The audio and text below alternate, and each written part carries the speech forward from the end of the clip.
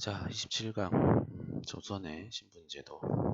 조선의 신분제도를 조선 전기와 그리고 조선 후기에 변화되는 그런 모습들에 대해서 교과서 142쪽부터 그 다음에 146쪽까지 이렇게 한번 살펴보도록 하겠습니다. 학습지는 38쪽 아랫부분입니다.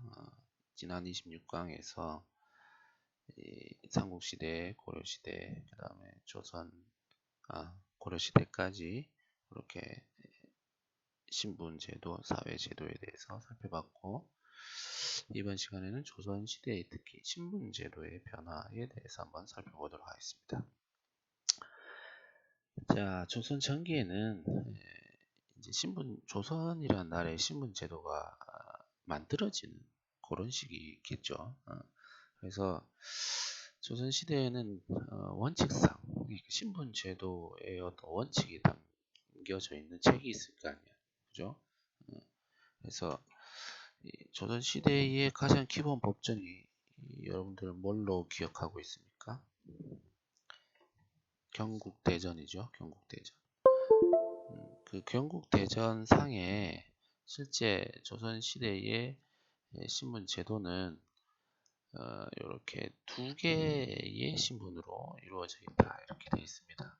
그래서 양인과 천인, 그래서 앞글자를 따서 양천제라고 불렀습니다. 양천제. 양인이거나 천인이거나 원래 법제상, 그러니까 경국대전이라는 법전의 어떤 원칙이나 규정이죠. 규정. 이 규정이 양인이거나 천인이었다 이 말이에요. 자, 그런데 양인이거나 천인이면 요 오른쪽 여기 이제 실제 운영되었을 당시에는 양인이거나 천인이었는데 처음에는 법제상으로는 이게 시간이 지나면서 양인 안에서 이런 분화가 발생하게 됩니다. 그래서 실제로는 우리가 잘 알고 있는 총 4개의 신분으로 조선 사회가 구성이 되어 있었구나. 그래서 제일 위에 양반, 그 다음에 중인, 상민, 전민, 상민은 뭐 다르게 평민, 양민 이렇게 부르기도 합니다.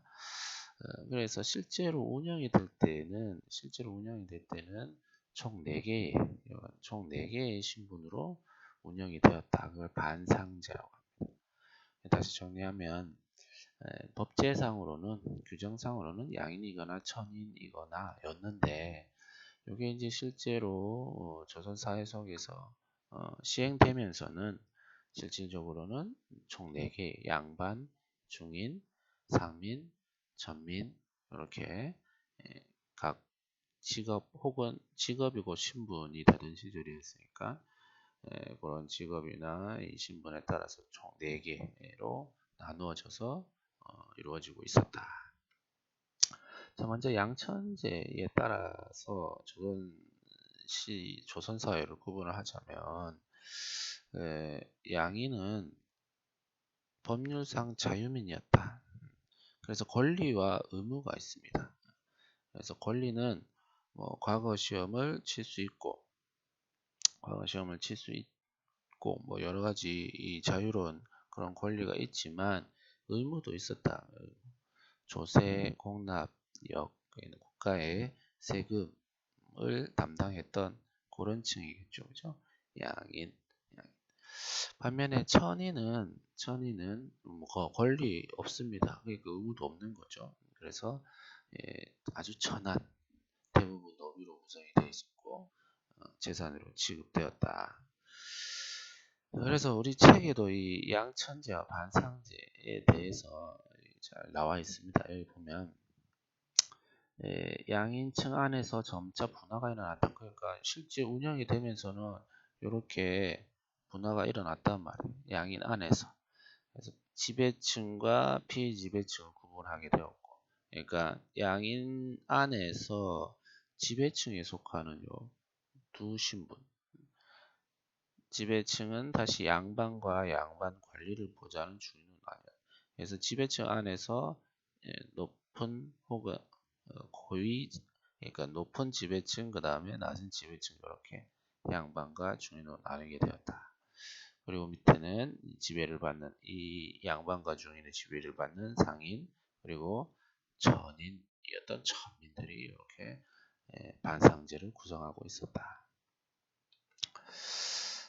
자, 먼저 양반부터 위에서부터 한번 살펴봅시다. 양반 원래 의미는 양자는 양란한 때 임진왜란, 병자호란 두 난리였죠. 그지? 양란. 양반도 마찬가지입니다. 문반과 무반을 함께 지칭하는 용어였다. 문신, 무신, 그죠? 이게 이제 왕을 중심으로 해서 동쪽에는 문반이 있었고 서쪽에는 부반이 있었던 그런 게 있었습니다. 그래서 문반, 문신들, 무신들 이런 사람들을 함께 둘량자 양반이라고 불렀다. 원래는 여기에 진출한 관리만 해당하는 용어였습니다. 관리만. 근데 이게 점점 가족들까지 확대가 되고 이 가족들 중에 이제 남자들 같은 경우에는 나중에 뭐 가거나 여러 가지 이런 과정을 통해서 관직에 진출한다고 봤죠. 그리고 이 사람들 역시 이 관직에 진출하는 것을 일생일대의 목표로 삼았던 사람들입니다. 양반. 그래서 처음에는 관직에 진출한 사람만 칭의하던 말이었지만 여기 이제 가족까지 확대가 되었다.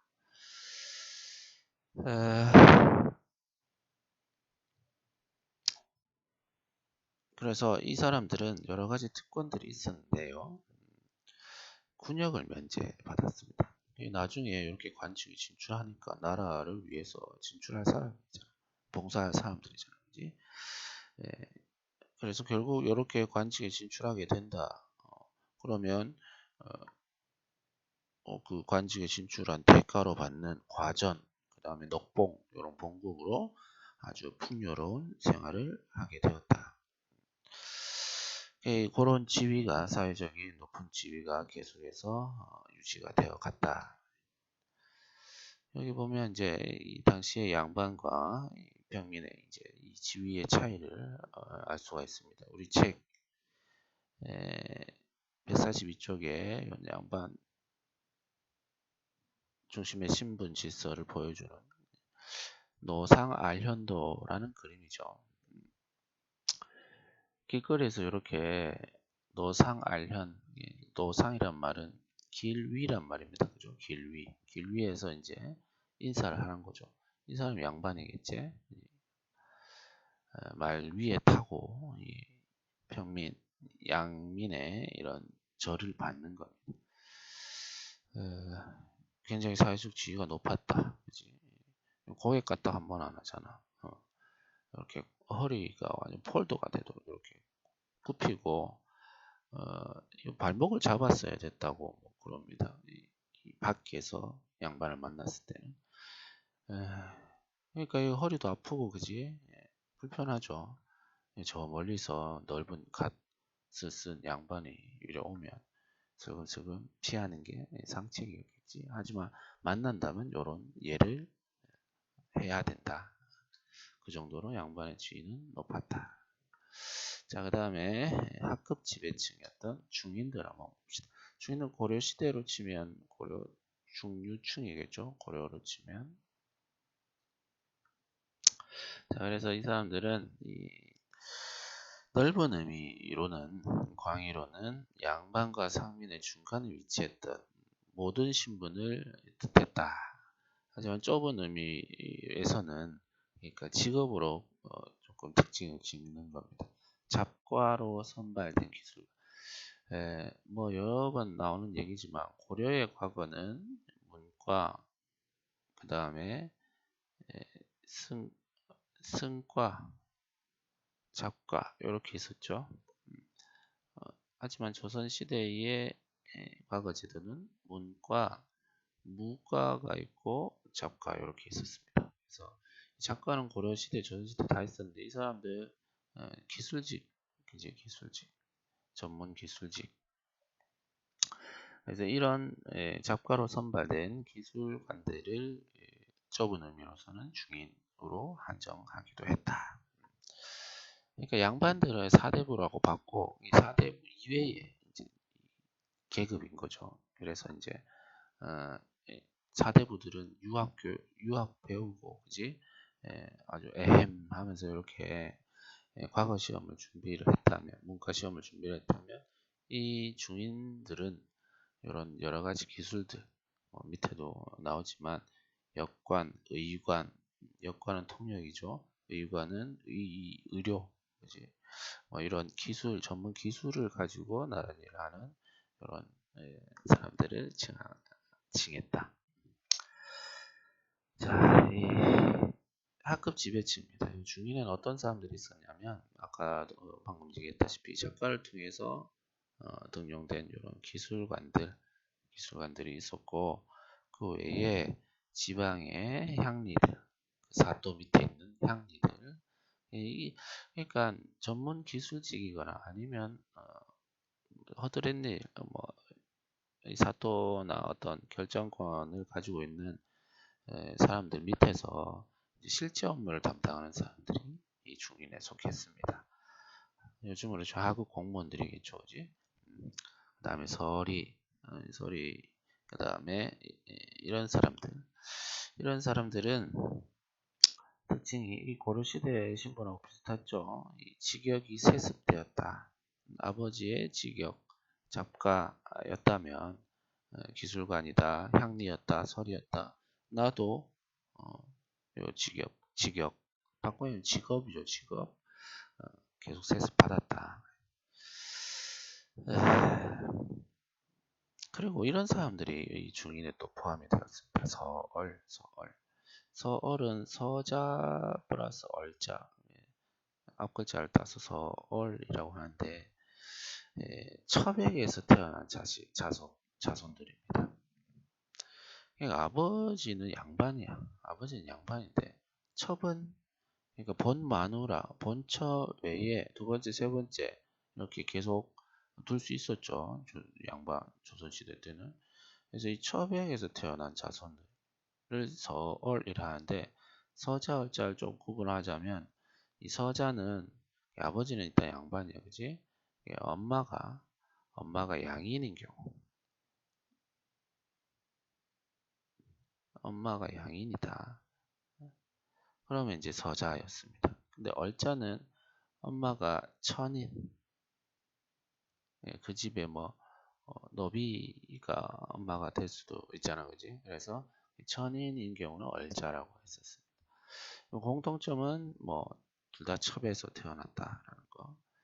자, 근데 이 사람들 양반 집에서 태어났으니까 여러 가지 교육도 받고 그렇게 성장합니다. 하지만 결정적으로 문과 인시 자체가 안 됩니다. 이런 차별을 받았다.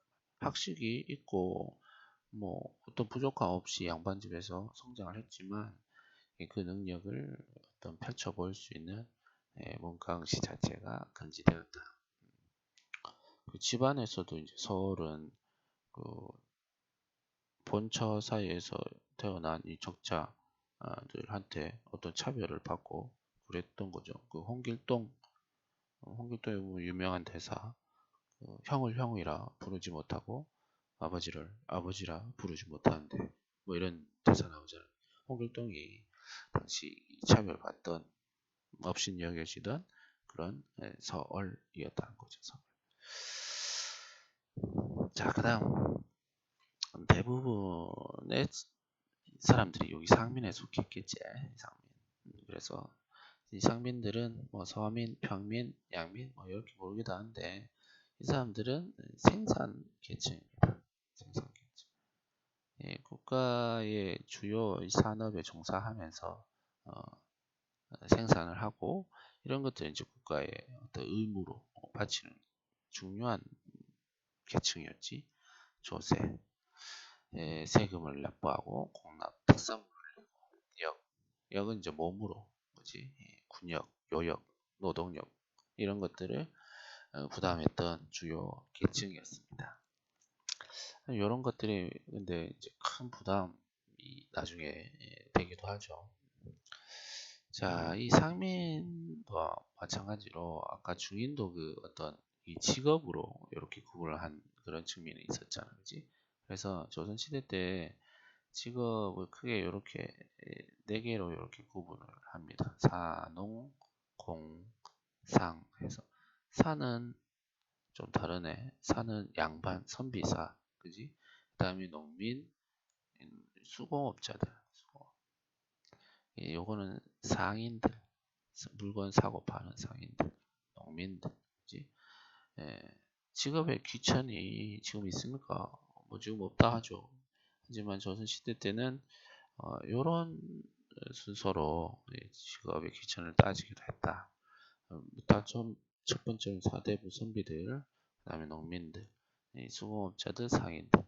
농민 두 번째로 쳐주긴 했어, 사실. 농자 천하 지대본 해서 천하의 가장 근본은 농민이다. 뭐 이렇게 해가지고 농민을 두 번째로 쳐주기는 했지만 참 실제 농민들의 삶은 너무나 힘들었다. 자, 중농 정책을 계속 펼칩니다. 조선 정부는. 그래서 왜냐면 당시 뭐 대부분의 세금이나 뭐 이런 것들이 쌀로, 그지? 그래서 이 농업을 중요시하는 이런 정책을 펼쳤지만 이건 결국 농민들에게는 부담이었다. 농민에게는 이런 조세 군역에 의무적으로 내야 되는 이런 세금적인 측면들이 있었고, 그다음에 수공업자 상인들도 마찬가지. 하지만 농민보다는 이런 낮은 대우를 받았다. 그리고 여기 특이할 만한 점이 하나 있습니다. 양인들 중에서 신량역천이라고 해서 신부는 양인이지만 직업이 천한 사람들, 이런 사람들 신량역천이라고 했는데 이런 사람들은 일반 양인들, 일반 상민들보다는 또 대우가 낮았다. 천한 대우를 받았다. 이건 뭐랑 비슷한 거냐면 고려시대에 우리 앞 시간 앞 강의에서 향부곡소 주민들이 있었죠. 향부곡소 주민들 신부는 양인이었습니다. 신부는 양인인데 동네 자체가 차별을 받았죠. 그래서 일반 군현에 있는 주민들보다 천한 대우를 받았다. 하지만 신분 자체로는 똑같은 양민입니다. 마찬가지야. 요거는 동네로 차별을 받았다면 요거는 직업으로 차별을 받는 겁니다. 그 대표적인 직업군이 이렇게 7개가 있습니다. 수군, 당시에 수군 굉장히 천대받고 힘든 직업이었습니다. 조례, 나장, 일수, 봉수군, 역졸, 조졸. 그래서 어떻게 보면 수군, 관청, 그 다음에 형사, 지방 고을에 잡다한 일, 그지? 그 다음에 봉수, 소식을 전달하는, 그죠? 불을 피워서 연기를 피워서 역은 이제 이 지방에 소식을 전하기 위해서 멀리 간단 말이야, 직접. 그래서 말을 바꿔 타거나 혹은 잠깐 쉴 수 있는 그런 역에 근무하는 사람들. 조운은 이제 당시에 주요 운송 수단이 강을 이용하는 배길이었기 때문에 그런 조운, 각 지역에 중요한 조운을 둬가지고 여기서 이제 배를 대고 할 수 있는, 어떻게 보면 국가에서 아주 중요한 일들을 했지만 굉장히 힘든 직업이었습니다. 근데 힘든 직업이고 중요한데 대우를 받았다. 신량역전 다른 말로 7개 직업들이죠. 그래서 칠반천역이라 부르기도 했다. 요즘으로 치면 왜 요즘도 이런 말이 쓰지 않나? 이 3D 업종, 그지? 더럽고 더티하고, 그지? 어렵고 difficult, 위험한 dangerous, 이런 업종을 뭐 비교하자면 그렇게 될 수 있겠네요. 신량역천 역천. 그 다음에 너비들이 대다수를 차지하는 전민제, 양천제. 여기 법제적으로도 제일 하층이죠. 그죠? 자, 이 노비들은, 천민들은 대다수가 노비들이었다. 그래서 재산으로 지급되었기 때문에 사고 팔고 물려주는 대상이 되었다. 그리고 노비 외에 이런 백정. 자, 요거 고려시대하고 구분해야죠. 고려시대의 백정은 일반 백성이었지. 일반 백성이었습니다. 그래서 농민, 뭐 이런 사람들, 이런 일반 백성이었다면 조선시대의 백정은 우리가 이제 잘 아는 도축업자들, 도살, 맨날 손에 옷에 피 묻히고 사는 사람들, 그지? 주로 이런 사람들이겠죠. 그다음에 이 도살하고 이제 육류를 판매하는 이런 사람들, 우리가 아는 백정입니다. 조선시대와 백정의 차이점 기억해놓고, 그다음 광대들, 요즘으로 치면 이제 뭐 연예인들, 그죠? 무당 이런 사람들이 천민에 속했다. 기생. 근데 이 대다수를 차지하는 노비들의 이런 신분은 자손에게 이렇게 세습이 됩니다. 이 백정 광대도 마찬가지지만, 특히 노비의 신분이 결정될 때 원칙이 있었어. 이 고려시대에도 나타났죠. 일반적으로 부모 중에 한쪽이 노비이면 그 자녀도 노비가 됐다. 한쪽이 노비다, 천하다, 곧 즉자, 곧 천민이다. 일천즉측의 원칙이 적용되었다. 여기 이제 나중에 다 변합니다. 자, 그런데 이제 이런 반상제가 조선 후기로 가면서 어떤 변화가 일어나게 된다. 박지원의 양반전에서 보면 이 가난한 양반들, 먹고 살기 힘든 양반들, 그래서 신문을 사고 파는 뭐 이런 모습들이 나타나게 됩니다. 자, 교과서 145쪽, 145쪽에 조선 후기 신문지의 동요. 여기 이제 이 아주 유명한 그림이 있죠. 우리 풍속화가 김홍도 조선 후기에 자리짜기라는 제목입니다. 자리짜기. 여기 보면 이 사람 신분이 뭘까? 요거 보면 아시죠? 양반이거든요. 양반의 복장인 사방관. 그 다음에 옷이 보니까 밑에 이렇게 길게 내려와 있죠. 이 도포자락입니다. 이 도포를 읽고 그러면 책을 봐야 되는데 뭐 하고 있는지 자리를 짜고 있죠. 양반은 유학 공부, 6.25 경전 공부해서 문관에 진출하는 게 일생의 목표였습니다.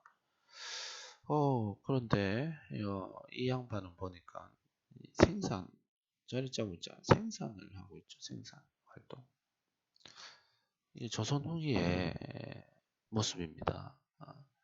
그러니까 이 반상제라는 이 조선의 신분제가 크게 흔들리고 있다 이런 뜻이죠. 그의 아내도 배틀을 통해서 이제 씨를 뽑아내고 있고, 자식은 그래도 공부를 시키고 있네. 이 그림 볼 때마다 하위 실종 같은. 넘어가겠습니다. 자, 그래서 이 신분제가 동료됐단 말은 이 양반, 그 다음에 중인, 그 다음에 평민, 평민이라고 했죠. 평민, 상민, 그 다음에 천민, 이 사이가 이제 경계가 점점 무너지는 거죠. 얘네들이 위로 올라가기도 하고, 떨어지기도 하고, 뭐 이런 일이 발생한다는 거죠. 그러면 어떤 과정을 통해서, 어떤 방법을 통해서 이 신분이 왔다 갔다 하고 올라갈 수 있었을까? 우리 책에 4가지가 소개되어 있습니다. 첫 번째, 잠시만요. 야, 이거 또 실수하는 거 아닌가? 자, 먼저 이건 노비에 해당하는 얘기겠네. 도망가 버립니다. 도망가서 숨어 사는 거죠. 그래서 양반들은 노비는 재산인데, 그지? 재산인데 도망가 버리면 손해가 발생하잖아. 그래서 사람을 구해가지고 이 노비를 잡아들이기도 했습니다. 그런 직업, 그런 사람들은 뭐라고 하냐면 추노꾼이라고 했습니다. 2010년쯤이었을 겁니다. 여러분이 꼬꼬마 할 때 TV에 추노라는 드라마가 아주 큰 인기가 있었는데, 추노, 노비들을 추격한다 이런 뜻이지. 이게 전문 직업, 이 주인공 장혁인데 아주 재밌었고, 뭐 지금도 봐도 재밌는 조선 후기의 이런 모습들을 잘 보여주고 있습니다. 도망가기. 그 다음 두 번째, 양반의 족보를 구매하거나 혹은 위조하거나, 그래서 이제 나도 양반이야, 뭐 이렇게 신분을 상승시키기도 했다. 뭐 한양조씨 족보 별록해서 뭐 이 한양조씨라는 가문 안에서도 이런 위조 사건이 벌어지기도 했고, 뭐 지금도 인정하고 있지 않다 뭐 이런 얘기들도 있더라고. 우리 집안이 아니라서 배상했습니다. 뭐 하여튼 이렇게 족보를 구매하고 조작할 수 있었다. 그래서 신분을 상승했다. 그 다음 세 번째가 이제 공명첩이라고 해서 우리 책에도 잘 나와 있죠. 공명첩. 이름 쓰는 곳이 이렇게 비어 있습니다. 공명, 빌공자, 이름, 명자. 이름을 적는 곳이 이렇게 비어 있어 있는 관직, 임명장이다. 뭐 요즘으로 치면 백지 수표 같은 거죠. 백지 위임장. 이거 여기다가 내 이름만 쓰면 난 이제 뒤에 있는 요 관직에 진출하고 양반이 되는 거지. 교지 왕의 명령입니다. 가선대부, 종이품, 행, 임명한다 이런 뜻이거든. 용량위라고 해서 조선시대 중앙군, 조선 청기 때는 중앙군이 5위였습니다. 5위. 그 중에 하나입니다. 용량위에 부호군이라는 뭐 계급이죠. 장교 계급 정도 됩니다. 여기에 임명한다 이런 거거든. 권룡 30년, 38년. 우리 조선으로 치면 아마 한 영조쯤 될 겁니다. 그때 이름이 없어. 요걸 구해가지고 뭐 돈으로 구하든지 뭐 이렇게 해서 이름을 써놓는 거야. 그러면 나는 그 길로 양반이 되는 거죠. 그 다음에 납속책. 납속책은 뭐냐? 우리 책 오른쪽 145쪽 밑에 되어 있는데, 국가 재정 부족을 해결하거나 고사를 위해 국무를 바치게 하고 그 대가로 일정한 혜택을 주던 정책이다. 조선 중기 이후에 시시대가 되었는데, 특히 언제 많이 시시가 되냐면 양난 이후입니다. 양난은 뭐 다들 알다시피 조선 전기 후기를 구분하는 큰 사건이었죠. 양난 때 아주 많은 사람들 죽습니다. 인구 부족해져. 그 다음 토지도 엄청 황폐화 대제. 그지? 이 두 개는 세금을 징수하는 기준입니다. 기준. 근데 그게 엉망진창이 됐단 말이야. 그럼 어떻게 될까? 요렇게 되겠지. 국가의 돈이 부족해지겠지. 그죠? 그래서 그때 당시에 납소책을 막 발행합니다. 그래서 이 공물을 바치면 이렇게 신분을 높여주거나 했단 말이에요. 그 대표적인 게 공무영첩이죠. 이것도 돈 주고 사는 거죠. 자, 그래서 145쪽에 이 중간쯤에 있는 내용인데, 양반층 안에서도 이런 분화가 일어나더라. 권반은 이제 권력을 계속 유지하는, 권세를 누리는 양반들. 그 다음에 양반들은 지방의 양반. 그나마 얘네들은 그래도, 얘네들은 이제 중앙에서, 한양에서, 얘네들은 그나마 지방에서라도. 근데 이 잠반은 보세요. 이 행색을 봐. 양반 이름만 있습니다. 이게 농민들보다 더 못 삽니다. 왜냐면 뭐 농사짓는 기술도 없고 그지. 예, 이렇게 양반층에서도 분화가 발생했다라는 거. 아까도 얘기했다시피 뭐 양반의 가치가 떨어지는 거야. 왜냐면 공면책을 사서 내가 이름 써서 양반이 되고 납소책 곡식 바쳐서 신분을 올리고 노비에서 벗어나고 족보 구매하고 위조해서 내 양반이라. 그래서 조선 후기에 양반의 수가 크게 늘어납니다. 이제는 양반의 수가 더 많아. 우리 책에도 잘 나와 있죠. 여기 보면 대구 지방 좀 지워야 되겠네.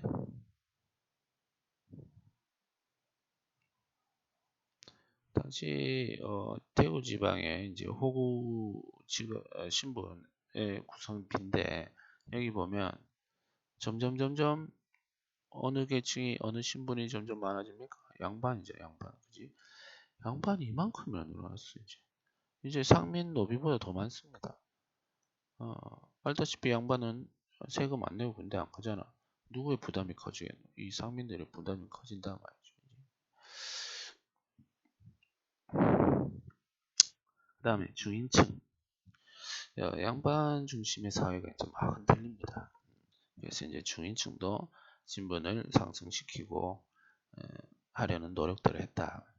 그래서 이 서얼의 역사를 밝힌 주사. 그래서 이 서얼의 원인, 뭐 이 서얼이라는 어떤 차별을 받던 사람들 중에서도 중요한 인물들이 있다, 능력 있는 인물들이 있었다라는 서얼의 역사를 밝힌 규사. 그 다음에 향리, 유명한 향리들을 소개하는 연조 기감 같은 것들을 편찬해서 자신의 신분을 드러내는 거죠. 그 다음에 요거 아까 고려시대 하면서 이 문제풀이 하면서 선생님 먼저 문제를 풀이해 버렸는데 중인도 중에서는 145쪽에 146쪽에 그림이 있습니다. 수계도권에서 시사를 결성해 가지고 시사는 시 동아리, 시 창작 동아리라고 생각하면 됩니다. 그래서 얘네들은 이 시사라는 모임은 원래 사대부들이 하던 거거든. 사대부들. 양반들이 하던 건데 이 사람들 여기 전문 직업인들이 많았기 때문에 뭐 양반층에서 분화돼 가지고 못 사는 양반들보다 경제적으로는 더 잘 사는 주인들이 많았습니다. 그래서 이 사대부들이 하던 이런 문학 모임들 이런 것들도 하면서 자기 이제 지위를 상승시키려고 했다. 그리고 특히 서울들 같은 경우에는 대규모 통청 운동을 통해서 우리도 좀 관직에 진출할 수 있게 해달라. 요거를 하는 운동을 펼치기도 상소를 통해서 펼치됐습니다. 그래서 정조 때 보면 개혁적인 정책들 많이 하잖아. 그래서 실제 이 규장각 왕실 도서관이 이제 거기에 검서관으로 사실 검서관은 뭐 요즘으로 치면 사서입니다. 하지만 여기에 이제 능력 있는 사람들 특히 이때 유득공 나중에 발해고라고 발해고 들어봤죠? 발해고 역사가 이덕무 박제가 유명한 실학자 이런 사람들을 규장각 검서관으로 기용을 하기도 했다. 자, 아까 그 얘기했던 중인들의 시사입니다. 원래는 이 사람들이 이제 양반이 거지. 하지만 중인들도 이런 모임을 하는 겁니다. 가세 사이즈들이 다 좁잖아. 그죠? 중인들. 그다음에 노비 제도도 해체되기 시작했다. 노비들 중에서도 왜 보면 외거 노비들 있잖아. 외거 노비. 좀 더 자유로운 사람들. 그런 사람들 신분을 돈으로 주고 사기도 합니다.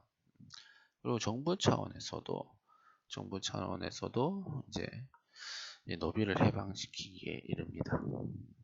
그게 이제 순조 1801년에 공노비, 사노비 중에 공노비만 했다. 사노비는 개인 재산이니까 건들지 않고 노비를 해방시킨다면 노비가 해방되는 순간 뭐가 되는 거야 이제? 평민이 되는 거죠. 평민이 되는 겁니다. 양민, 상민이 되는 겁니다. 그럼 이 사람들은 평민이 됐다. 그럼 권리와 의무가 생기지. 그지? 그러면 이 정부 입장에서는 니네 누려라고 이렇게 해줬겠나? 아니죠, 아니죠. 요거죠. 세금 부족한 거야. 결국 세금. 그래서 이 재정을 보충하기 위해서 노비들을 이렇게 풀어줬는데 그 전에 영조 때 노비 정모법이라고 해서 그 전에는 원칙상 1천 즉천이었잖아. 그죠? 한쪽이 천하면 자식도 천하다, 천인이다.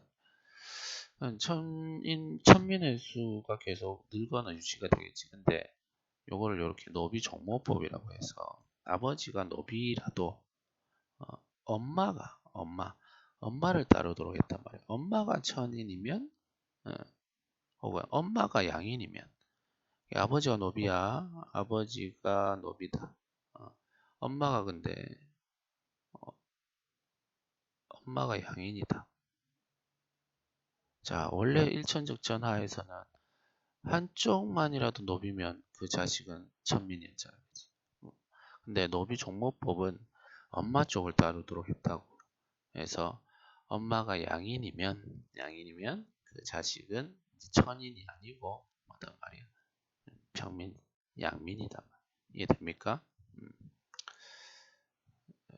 그래서 양민, 그 전에만 해도 여기서 나오는, 요 사이에서 나오는 사람들 다 천인이었는데, 노비 정보법 시행 이후에 여기서 태어난 사람들은 다 평민이 되는 거죠. 평민의 숫자를 늘려보려고 했단 말이에요. 자, 이렇게 가다가 우리 역사에서 공식적으로 1894년 감옥이역 때 이렇게 문제가 폐지가 되었다. 여러분들 집안에 대해서 조금 잘 알고 있습니까? 양반이었는지. 대부분 다 양반이었다고 대답하겠죠. 가만히 보면 우리 조선 후기에 이제 양반의 수가 늘어났다 했잖아. 그치? 그 이후에 이제 이 양반으로 올라간 집안도 많이 있을 겁니다. 선생님 집안은 안동권 씨인데 내가 볼 때는 우리 집도 아마 이 조선 후기에 이제 이 신분제 변동 상황 속에서 슥 올라오지 않았을까 싶은데 이거 뭐 셀프 디스가 아니라 쌤도 이제 뭐 관심을 가지고 아버지한테 물어봤는데 족보를 보여주시더라고. 근데 이제 아버지는 당당하게 족보를 보여줬는데 내가 보기에는 족보가 너무 새 거야. 어디서 산 것 같아. 뭐 내 이름도 적혀 있고 하던데 모르겠습니다. 뭐 그게 뭐 중요하노 그지? 이제는 이제 능력이 있으면 위로 올라갈 수 있는 능력 사회잖아. 그래서 여러분들도 열심히 노력하고 있는 거고. 자, 조선 후기의 이 신문제 변동 모습. 그 전에 요 정도밖에 양반이 없었다면 이게 이제 조선 후기로 가면 갈수록 양반이 너무 많아. 얘네들 다 세금 안 낸단 말이야. 안 내는 만큼 그러면 줄여주는가? 그게 아니 얘네들이 원래 있던 뭐까지 다 부담해야 되는 거죠. 죽어나는 겁니다. 죽어나는 거. 그래서 자꾸 이 상민 평민을 늘리려는 정책들을 펼쳐갔다. 자, 이 앞에 강의에서 해버렸는데요. 역관들은 중인이었죠. 중인. 역관 중인층이었습니다. 그래서 중인을 고르면 5번이 되겠죠. 1, 2, 3, 4는 전부 다 노비에 대한 얘기였습니다. 그 다음 가에 해당하는 사람, 이 정조 때 유명한 여자 거상 김만덕이라는 사람이 있었어. 원래는 뭐 기생의 자식이었다는데 이런 제주도 백성들을 살리는. 그래서 정조가 이 소원이 뭐냐? 그래서 상내로 주려고 했는데 기생의 자식이니까 천민이겠지. 난 그냥 강간사 한번 보면 됩니다. 어떤 그런 이 정조 때 보면 이런 예사 그 전에 사회였다면, 꽉 막힌 사회였다면 드러날 수 없는 사람들. 정약용도 사실은 붕당 경쟁에서 밀린 남인 소속 사람이었거든. 아까 그리고 규장관 검사관으로 등용됐던 서울들 유득공 이런 사람들. 그리고 여기 김만덕 같은 경우. 예, 그런 개혁적인 시대였다는 게 이런 데서 드러나는 거죠. 정조시대가. 자, 그래서 이 학습지의 38쪽 아랫부분 조선시대 신분제도까지 한번 살펴봤습니다. 자, 수고했습니다.